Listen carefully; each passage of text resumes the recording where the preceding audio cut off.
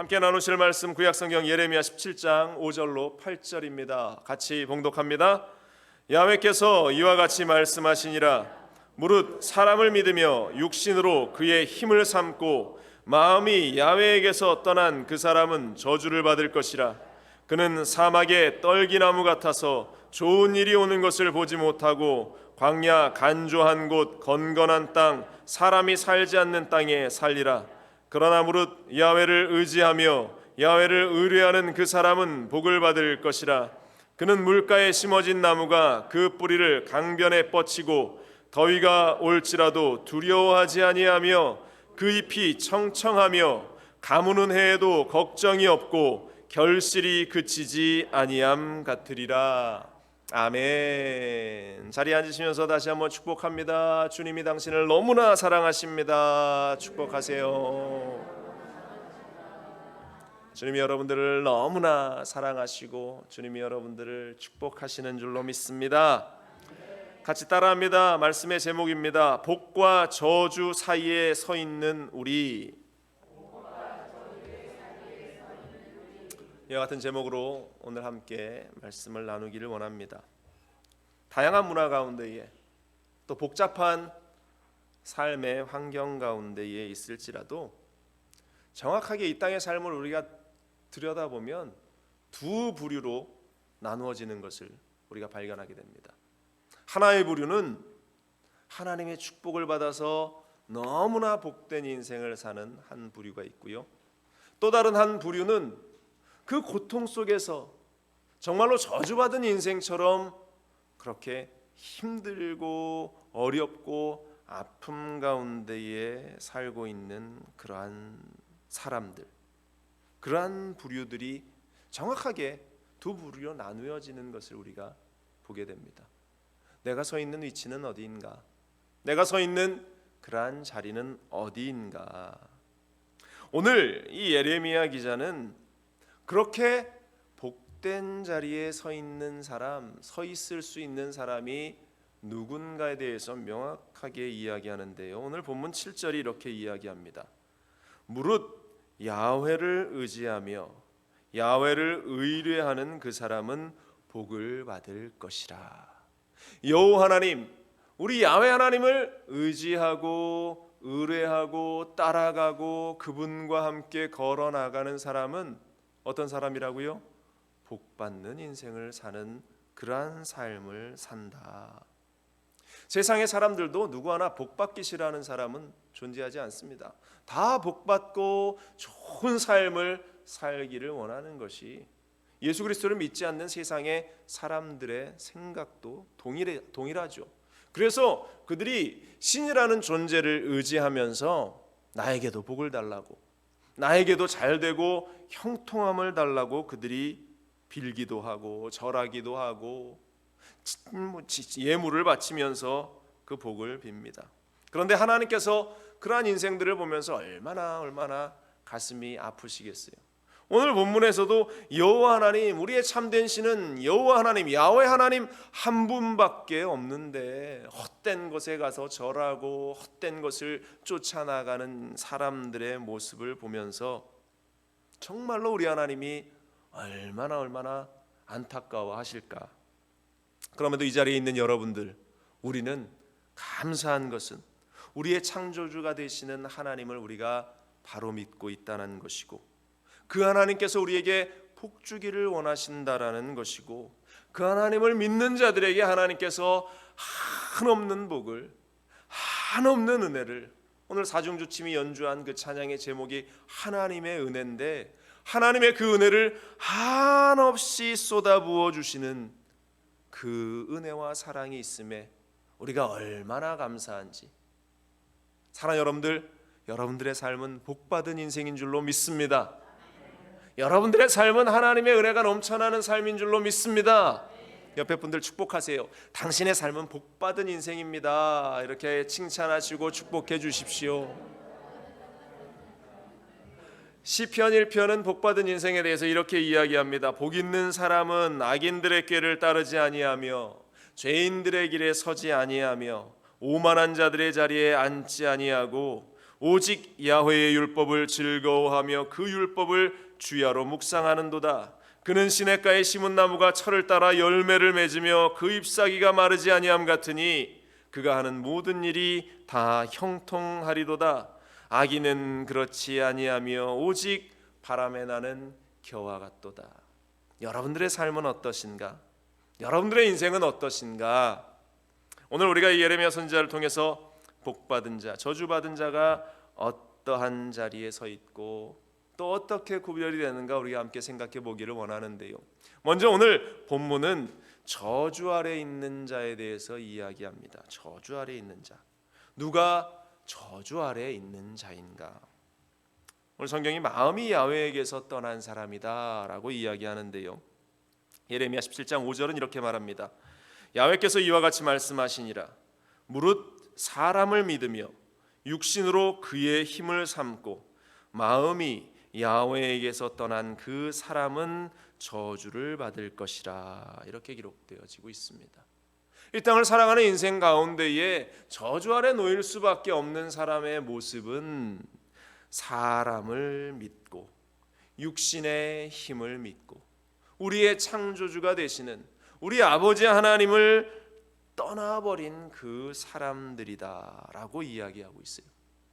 성경에 많은 사람이 등장하는데요. 여러분들 삼손이라는 인물이 연상되지 않습니까? 하나님께서 힘을 주셨음에도 불구하고 자신의 힘을 의지했던 그 사람, 자신에게 주신 그 귀한 달란트를 엉뚱한 데 허비하면서 하나님을 멀리 떠나서 세상 한가운데에 서 있었던 그 사람, 하나님이 또 택하셔서 이스라엘의 처음 왕으로 삼으셨던 사울이라는 인물이 생각이 납니다.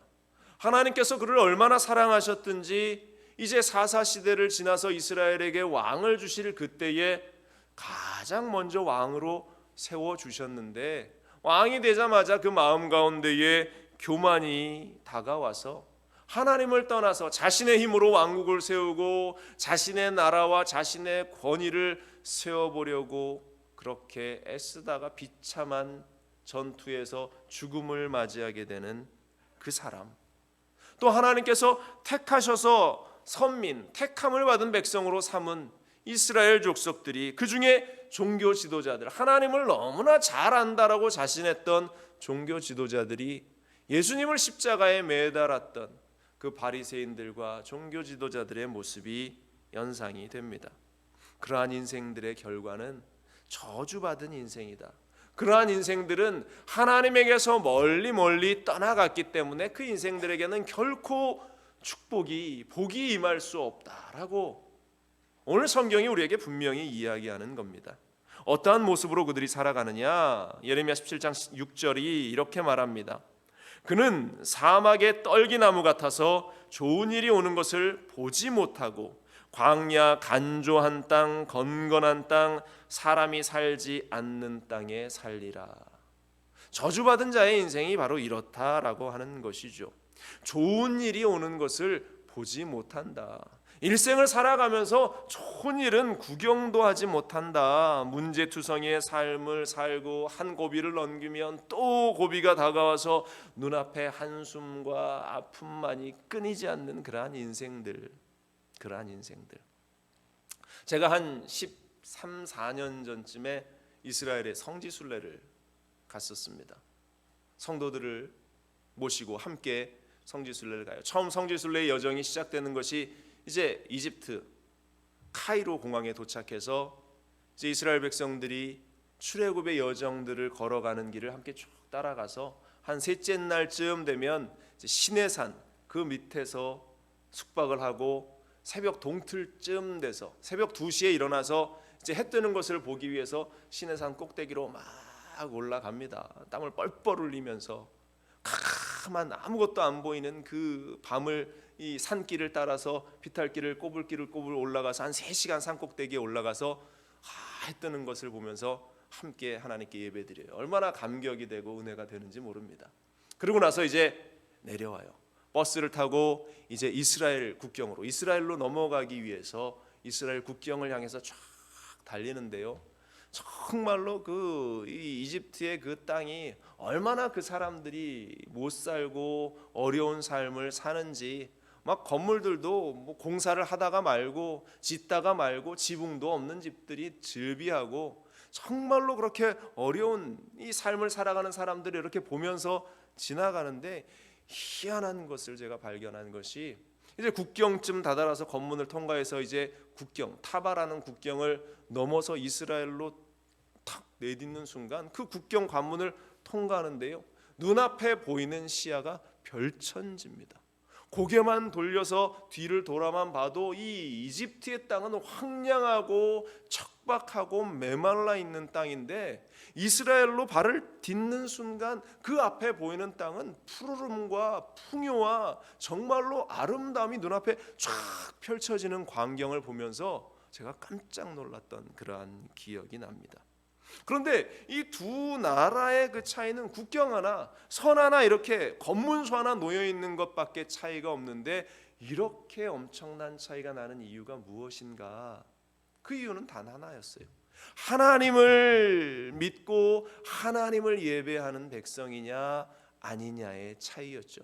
물론 이스라엘 백성들이 예수님을 인정하지 않으면서 예수님을 십자가에 못 박는 잘못을 저지르긴 했지만, 하나님께서 그들을 택하셨기에 그들에게 복 주시고 은혜 주시고 또 주님께로 돌아오는 많은 사람들이 존재하고 있는 그러한 모습을 보면서, 하나님을 믿는 백성이냐 아니냐의 차이가 이렇게 크구나, 하나님을 온전히 섬기고 있는 사람이냐 아니냐의 차이가 이렇게 극명하게 나누어지고 있구나. 바로 예레미야 선지자가 이야기하는 저주받은 인생이 좋은 일 오는 것을 구경도 하지 못할 것이고, 간조한 땅, 건건한 땅, 사람이 살지 않는 그 땅에 사는 것처럼 어려움과 고통 가운데 사는 인생이 저주받은 인생이다. 예레미야 선지자가 이어서 11절, 이 예레미야 17장 11절 이후에도 사람의 힘을 믿고 육신의 힘을 믿어서 하나님을 떠나 저주받은 인생에 대해서 하나의 비유를 또다시 이야기하는데요, 11절 보면 이런 말씀입니다. 불의로 치부하는 자는 자고새가 낳지 아니한 알을 품음 같아서 그의 중년에 그것이 떠나겠고 마침내 어리석은 자가 되리라 기록하고 있습니다. 하나님을 마음에 품지 않고 사는 사람은 자고새에 비유해서 이야기하는데, 자고새가 어떠한 새냐면 메추라기보다 조금 큰 모습을 가지고 있는데, 이 자고새는 남의 알을 훔쳐다가 자기의 둥지에서 그 알을 품는 그러한 특징이 있답니다. 그러니까 누구의 알인지도 모르고 어떤 알인지도 모르고 일단 이 자기가 가지고 와서 자기 밑에 그것을 품어서 부화시키고 그것을 자기 것처럼 그렇게 소유하려고 하는 그러한 새의 모습을 지금 이 저주받은 인생들의 모습에 대해서 비유하고 있는데요, 저주받은 인생이 그런 거라는 것이죠. 하나님이 주신 것이 아니고 자기의 것이 아닌데 남의 것을 자기 자신의 것으로 삼고 스스로의 인생을 잘 사는 인생이다라고 거짓된 포장 가운데 열심히 포장하면서 살아가지만, 결국 그렇게 저주받은 인생은 결국 그 모든 것을 다 잃어버리고 허비해버리고 허탄한 인생 가운데에 그렇게 저주받은 삶을 살아갈 수밖에 없다. 불의로 치부하는 자, 불의로 얻은 것을 깔고 앉아있는 사람들은 자고새와 같다. 이 자고새의 그 마지막이 어떻게 되냐면, 나중에 그 아래 그 새들이 부화가 되었을 때에 이 애기 새들이 보니까 내 어미가 아니야, 보니까 내 부모가 아니야, 그러면서 훌훌 그 둥지를 다 떠나버리면서 이거 자고새에게 남는 것은 아무것도 없는 빈 껍데기, 부화되고 남은 그 빈 껍데기 밖에 남지 않는 그 모습, 바로 이것을 보면서 세상의 힘을 의지하고 세상의 권력을 의지하고 세상의 방식을 의지하는 사람들은 결국 저주받은 인생이 되어서 아무것도 그의 삶 속의 인생 가운데에 남아있지 않게 될 것이다. 예레미야 선지자가 오늘 우리에게 이야기하고 있는, 하나님이 오늘 우리에게 말씀하고 있는 말씀입니다. 내 삶이, 내가 있는 위치가 이렇게 저주받은 인생처럼 그러한 삶을 살아가고 있지는 않은가? 인생의 헛수고만을 매일매일 반복하면서 살아나가고 있지는 않은가? 그렇다면 두 번째로 복받은 인생은 어떠한 인생인가? 오늘 성경이 말하는 것은 그의 마음이 야훼 하나님을 향하고 있는 사람이다 라고 이야기합니다. 7절 다시 보세요. 그러나 무릇 야훼를 의지하며 야훼를 의뢰하는 그 사람은 복을 받을 것이라. 아멘. 여호와 하나님을 의지하는 사람은 복을 받을 것이다. 하나님을 의지하고 하나님을 자신의 신앙의 대상으로 삼고 가는 사람은 하나님으로부터 축복을 받지 않을래야 않을 수 없다라는 사람입니다. 그런 사람들에게 어떠한 복이 임하느냐? 오늘 보면 8절이 말합니다. 그는 물가에 심어진 나무가 그 뿌리를 강변에 뻗치고 더위가 올지라도 두려워하지 아니하며 그 잎이 청청하며 가무는 해도 걱정이 없고 결실이 그치지 아니함 같으리라. 여러분들 한번 지난 2년간을 한번 생각해 보십시다. 코로나의 그 시간이 우리에게 계속 지금도 이어지고 있습니다. 이보다 더 큰 가뭄이 어디에 있어요? 이보다 더 큰 어려움이 여러분들 여지껏 경험해 본 수많은 어려움의 시간들, 그 시간들보다 이보다 어려운 시간이 어디에 있었을까? 그 정도 생각이 들지요. 그러한 현장 가운데에 정말로 우리가 두려워하지 않고 버티고 두려워하지 않고 은혜를 경험하고 두려워하지 않고 하나님의 축복을 누리면서 살아내고 있는가? 그런데 제가 이렇게 볼 때 우리 순복음중학교 성도들은 하나님의 은혜가 있는 것 같아요. 하나님의 은혜가 있는 것 같습니다. 단 한 번도 사업이 어려워져서 문을 닫았다라는 이야기를 듣지 못했고, 단 한 번도 정말로 내가 절망의 자리에서 내가 인생을 끝내야 되겠다라고 그렇게 한탄하시는 분을 제가 보지를 못했어요. 그러니 여러분들은 얼마나 복받은 인생입니까? 하나님께서 공급하시는 그 공급을 내가 누리고 있고, 하나님이 주시는 그러한 강건함을 내가 누리고 있고, 하나님이 주시는 그 은혜들을 내가 누리고 있고. 제가 지난 주간 이제 우리 이용 목사님 오셔서 내년도 국가조찬기도회, 미국 국가조찬기도회를 준비하시면서 함께 이제 워싱턴에서 동행했는데, 제가 그때 갔을 때에 이 연필처럼 생긴 그 탑 아래에 깃발들이 쫙 꽂혀 있는 것을 제가 봤는데요. 지난 금요일에도 말씀을 드렸는데 하얀색 깃발들이 막 수십만 개가 그 자리에 꽂혀 있는데, 처음에는 이것이 뭔가 그러면서 그 DC를 왔다 갔다 했는데, 나중에 보니까 그 깃발들이 코로나 때에 죽음을 맞이하셨던, 죽을 수밖에 없으셨던, 그 코로나의 질병으로 죽을 수밖에 없었던 그 사람들, 죽었던 그 사람들의 숫자 하나를 기억하면서 그 깃발들을 다 꼽아놓은 거예요. 미국 땅에 있는 사람들만 무려 68만 명이 넘는 그 사람들이 지금 이 시간을 보내면서 죽음을 맞이하고 삶을 정리해야 했던 그러한 일들이 지금 우리가 살아가고 있는 이 현실 가운데에 있는 일이다라는 사실이죠. 그런데 우리는 하나님께서 은혜를 주셔서 하나님의 그 은혜 가운데에 우리가 지켜지고 보호함을 얻는다. 얼마나 복받은 인생인가. 저주받은 인생은요, 이러한 삶을 살지 못하는 겁니다. 룻기서를 보면 그의 가정이 가뭄이 들자 모압으로 거주했어요. 룻기서 1장 1절에 보면 사사들이 치리하던 때에 그 땅에 흉년이 드니라. 유다 베들레헴의 한 사람이 그의 아내와 두 아들을 데리고 모압 지방으로 가서 거류하였는데, 흉년이 들자 그들이 자신의 마음대로 삶의 자리를 옮겼습니다. 하나님 마음이 아니라 자신의 마음대로 그 삶의 자리를 옮겨가는데, 그들의 결과는 어떻게 돼요? 우리가 잘 아는 대로 남편도 죽었습니다. 두 아들도 그 이방 땅에서 죽음을 맞이하게 됩니다.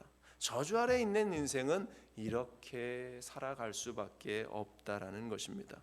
그러나 복받은 인생은 내 마음대로 사는 것이 아니라 우리 야훼 하나님, 우리 여호와 하나님의 마음대로, 우리 하나님의 뜻대로 살아가니까 오늘 본문 말씀처럼 하나님께서 공급하시는 그 공급하심, 하나님이 먹이시고 하나님이 입히시고 하나님이 지키시고 보호하시는 삶을 살아간다. 그래서 그 열매가 주렁주렁 맺히는 것을 보게 하신다.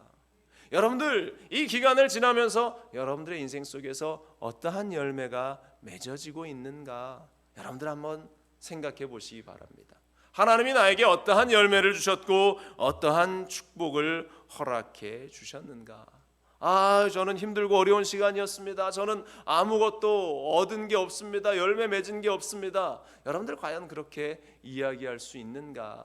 아니, 우리 하나님께서는 반드시 여러분들에게 아름다운 열매를 준비하시고 허락해 주실 줄로 믿습니다. 제가 어떤 한 분과 이야기를 나누게 되었는데요, 그 한 분이 이런 이야기를 하는 겁니다. 요즘 사업이 어렵고 힘들지 않습니까? 제가 이렇게 물어봤어요. 그랬더니 이분이 이야기하는 것이 목사님, 어렵죠. 안 어려울 수 있습니까? 그런데 제가 말씀을 보다가 깨달은 것이 있습니다 라고 하면서 오히려 목사님 저한테 이렇게 설교 한 편을 쫙 하시는데요, 그분이 이러시는 거예요. 목사님, 구약에는 몇 배의 축복을 받았습니까? 저한테 물어보는 거예요. 그래서 제가 곰곰이 이렇게 생각을 하다가 이삭이 한 100배쯤? 제가 이렇게 하니까 그래요. 이 복을 제일 많이 받았다는 사람이 이삭이라고 하면서 구약에 보니까 그 사람이 100배의 그의 100배의 결실을 거뒀더라, 이렇게 기록하고 있지 않습니까?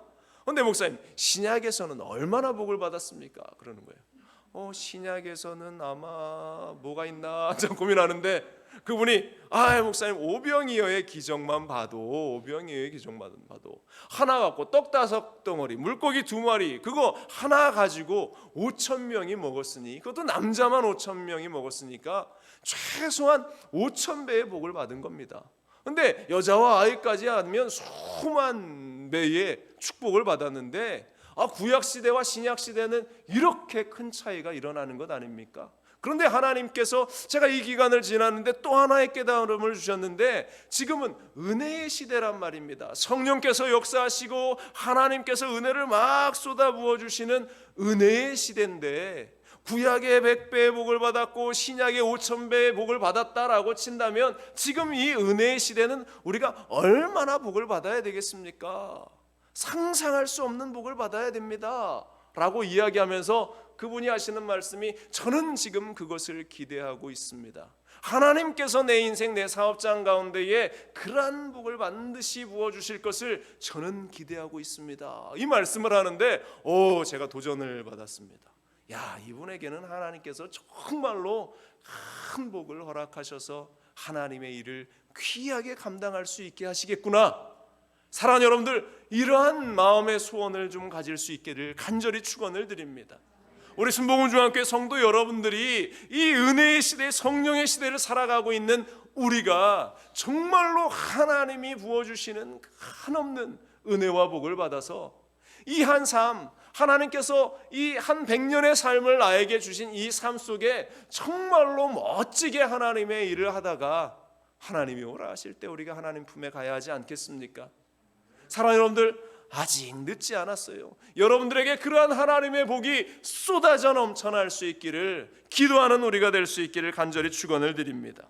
창세기 1장에 하나님께서 우리에게 어떠한 복을 주셨느냐, 창세기 1장 28절 29절 보면 하나님께서 그들에게 복을 주시며 하나님이 그들에게 이르시되 생육하고 번성하여 땅에 충만하라, 땅을 정복하라, 바다의 물고기와 하늘의 새와 땅에 움직이는 모든 생물을 다스리라 하시니, 하나님이 이르시되 내가 온 지면에 씨 맺는 모든 채소와 씨 가진 열매 맺는 모든 나무를 너희에게 주노니 너희의 먹을 거리가 되리라.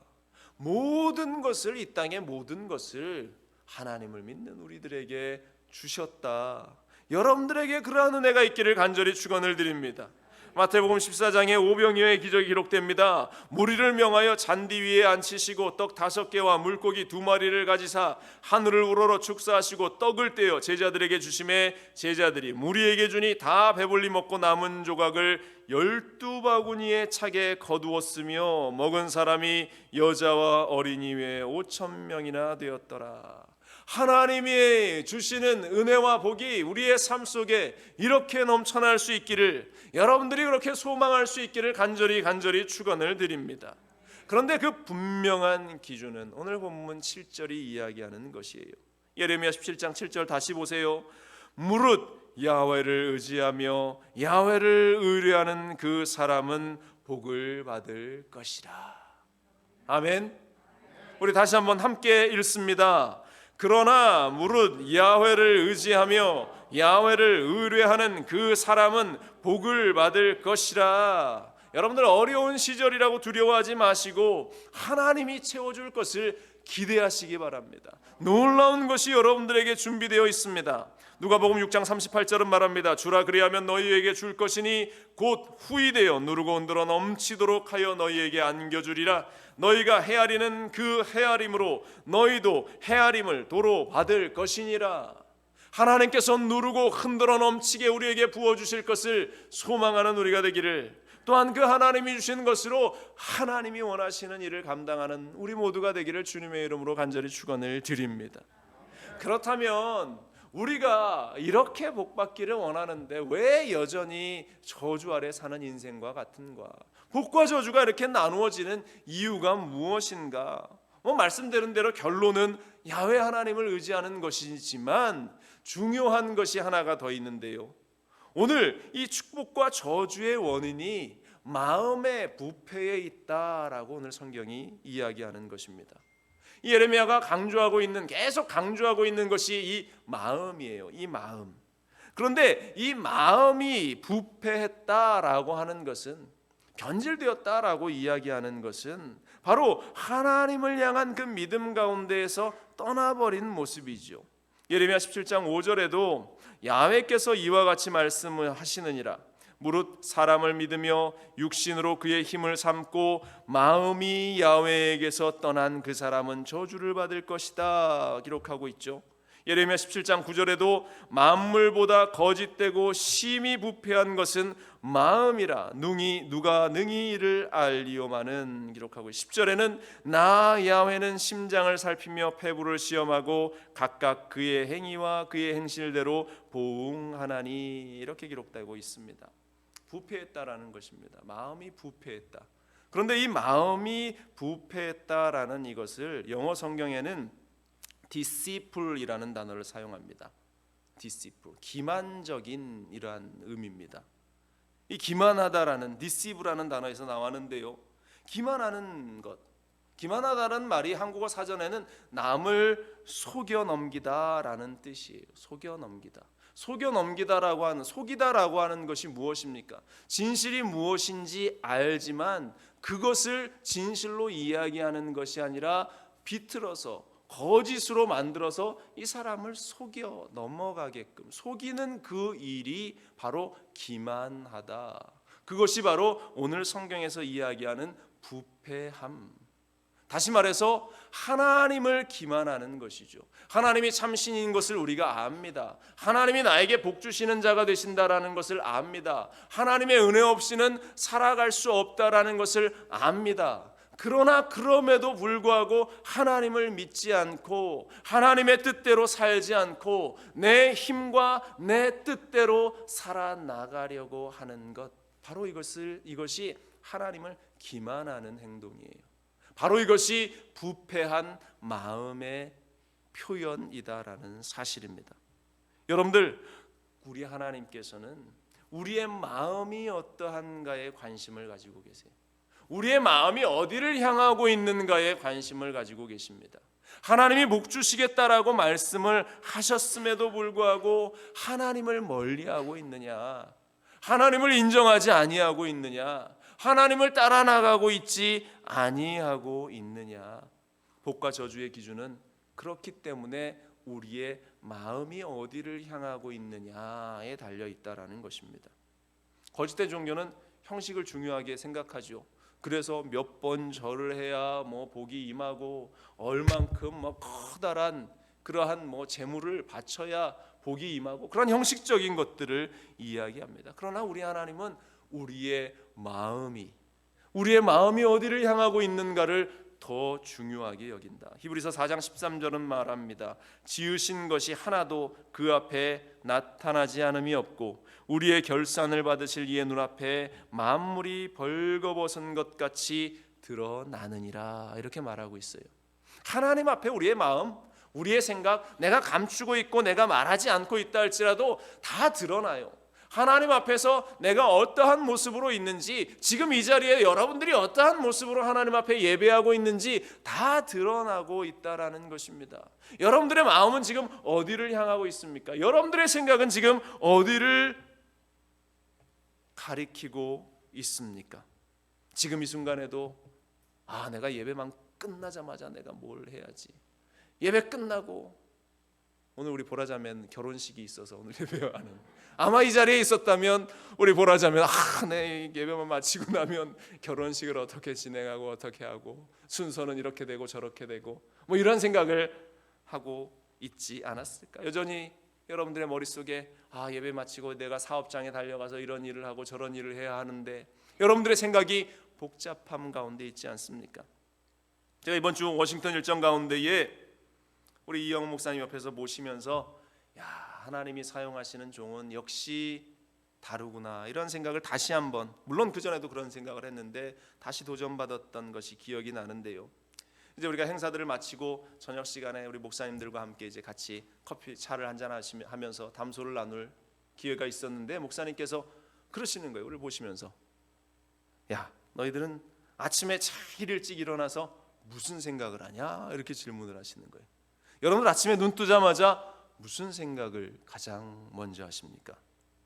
그래서 제가 그랬죠. 목사님 뭐 오늘 하루 목사님 어떻게 수행해야 하는지, 뭐 어떻게 또 모셔야 하는지 그런 걸 제일 먼저 생각해야죠. 잘 보이려고. 그렇게 말했더니 아니야 하면서 손을 흔드시는 겁니다. 그거는 두 번째지, 두 번째. 목사는 가장 먼저 일어나서 무슨 생각을 해야 하니? 하나님 생각을 해야지. 생각을 해봐라. 사업을 하는 사람도 가장 먼저 눈을 뜨면 일어나서 경제 신문을 보고 또 뉴스를 보면서 이 주식이 어떻게 되고 경제가 어떻게 되고 오늘 사업이 어떻게 될까를 가장 먼저 생각하면서 사업을 하는 게, 사업하는 사람들, 성공한 사업자들, 뭐 성공하지 않은 사람은 그런 생각하지 않습니다. 성공한 사람들은 그런 생각을 해. 우리 성공한 목회자가 되기 위해서 우리가 제일 먼저 해야 할 일이 무엇이겠냐? 제일 먼저 일어나면 하나님 생각해야지, 예수님 생각해야지. 그러려면 가장 좋은 게 그냥 멍청하게 앉아있는 게 아니라 일어나자마자 눈 뜨자마자 성경 보는 거야. 성경 보는 거야. 그러면서 목사님 그날 아침에도 3시에 내가 눈을 떴는데 내가 눈 뜨고 제일 먼저 한 것이 성경을 20장을 읽어서 올해 내가 성경 6번 한 7번 정도는 통독할 수 있을 것 같아 이야기를 하시는데, 얼마나 도전이 됐는지 모릅니다. 하나님을 생각할 수 있는 일은 다른 것이 아니라 내가 하나님 말씀 보는 것이고 가장 먼저 하나님께 기도하는 것이다. 여러분들, 내 마음이 부패하지 않기 위해서 우리 그리스도인들이 해야 할 일이 무엇이겠습니까? 하나님 말씀을 붙들고 하나님께 기도하는 일이라는 사실을 여러분들 잊지 않기를 주님의 이름으로 간절히 축원을 드립니다. 예레미야 17장 9절로 10절 다시 보세요. 만물보다 거짓되고 심히 부패한 것은 마음이라 누가 능히 이를 알리오마는 나 야훼는 심장을 살피며 폐부를 시험하고 각각 그의 행위와 그의 행실대로 보응하나니. 여러분들 이 말씀을 들으면서 읽으면서 마음에 두려움이 있지 않습니까? 하나님이 다 하신다라는 겁니다. 우리의 마음의 폐부와 중심과 우리의 생각과 우리가 가지고 있는 그 모든 것들을 우리 하나님은 다 아셔요. 그럼에도 우리를 기다려 주시는 겁니다. 그럼에도 우리를 참아 주시는 것이에요. 여러분들, 내가 믿음 좋은 척할 이유 없습니다. 여러분들, 내가 장로이기 때문에, 내가 권사이기 때문에, 내가 주의 종이기 때문에 거룩한 척한다고 하나님이 우리를 거룩하게 보실까요? 그러한 모습들은 다 위선적인 행동이고 거짓된 모습이에요. 디모데전서 4장에도 외식하는 자들, 외식이 밖에 나가서 밥 먹는 그런 것이 아닙니다, 여러분.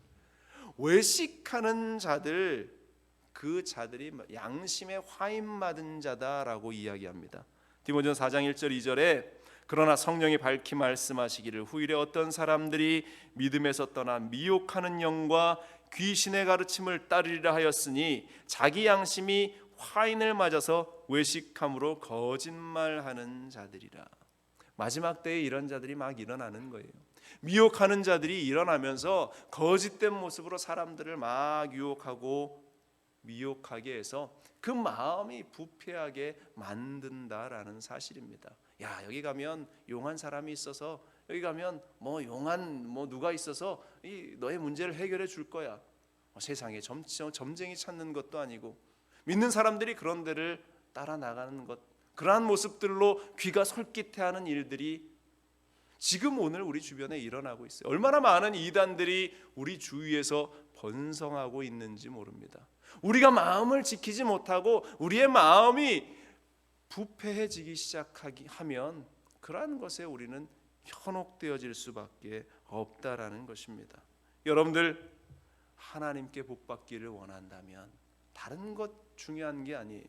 내가 하나님의 말씀을 읽고 듣고 묵상하고 하나님을 생각하고 하나님께 기도한다면 우리의 마음은 부패함 가운데 지켜지면서 오늘 하나님이 그 중심을 보시면서 우리에게 예비하신 복을 쏟아 부어 주신다라는 것입니다.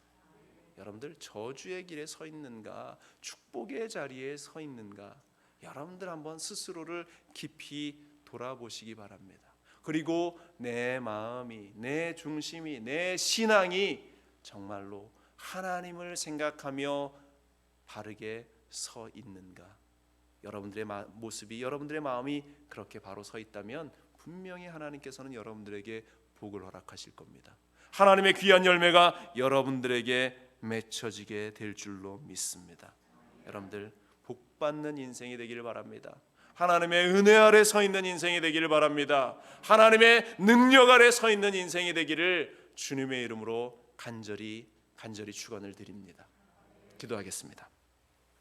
우리의 인생이 어디에 있는가? 누구보다 스스로가 가장 잘 압니다. 그럼에도 우리가 거짓된 모습을 가지고 거짓된 모양을 가지고 우리가 하나님을 기만하는 자리에 서 있지는 않는가? 하나님, 오늘 이 시간 회개하며 다시금 우리의 마음을 다잡고 세워나가기를 원합니다. 성령 하나님 함께하여 주시옵소서. 우리가 있어야 할 자리가 어디고 우리가 세워나가야 할 삶의 모습이 어떠한 것인가를 깨달아 알게 하여 주옵소서. 함께하심을 믿고 감사드리며 이 모든 말씀 우리 주 예수 그리스도의 이름으로 간절히 기도합니다. 아멘.